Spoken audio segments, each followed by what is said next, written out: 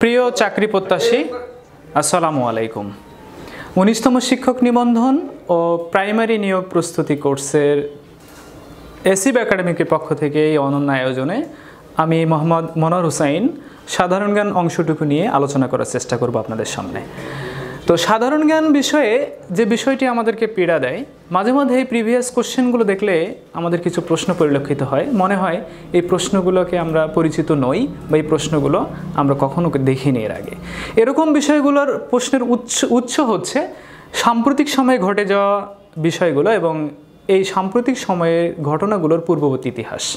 তো আজকে আমি যে বিষয়টা নিয়ে আপনাদের সামনে আলোচনা করব সেটি হচ্ছে মব জাস্টিস। মব জাস্টিস শব্দটিকে যদি আমরা ভেঙে ফেলি, আমরা দুটি অংশ পাবো। একটি হচ্ছে মব, যার অর্থ হচ্ছে উত্তাল জনতা, এবং অপর অংশটি হচ্ছে জাস্টিস, যার অর্থ হচ্ছে ন্যায় বিচার। অতএব আমরা মব জাস্টিস বিষয়টিকে এভাবে সংজ্ঞায়িত করতে পারি, যখন উচ্ছৃঙ্খল জনতা কোনো আইনানুগ প্রক্রিয়া নয়, নিজের হাতে কোনো অপরাধের শাস্তি নিশ্চিত করতে চায়, তখন তাকে আমরা মব জাস্টিস বলি। মব জাস্টিস শুধু বাংলাদেশে নয়, ভারতীয় উপমহাদেশ থেকে শুরু করে আমেরিকায়ও এই ঘটনাটি ঘটেছিল।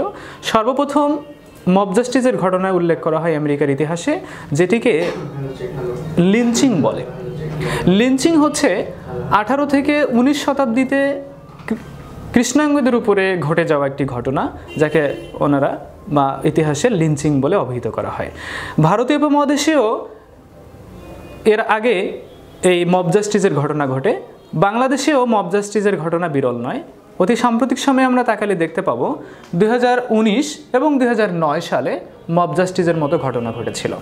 যেমন 2009 সালে সেনাবাহিনীর একটি অভিযানকে কেন্দ্র করে উচ্ছৃঙ্খল জনতা তাদেরকে ডাকাত দল ভেবে তাদের উপর অতর্কিত আক্রমণ করে বসে, এবং 2019 সালে পদ্মা সেতুতে মানুষের মাথা লাগবে এরকম একটি গুজবে কান দিয়ে উচ্ছৃঙ্খল জনতা বিভিন্ন মব জাস্টিসের মতো ঘটনাকে ঘটিয়ে থাকে। তো আমরা ধারাবাহিকভাবে এরকম সাম্প্রতিক বিষয়গুলোর উপরে কমপক্ষে 100টি বিষয় আমরা আলোচনা করব। ধন্যবাদ সকলকে।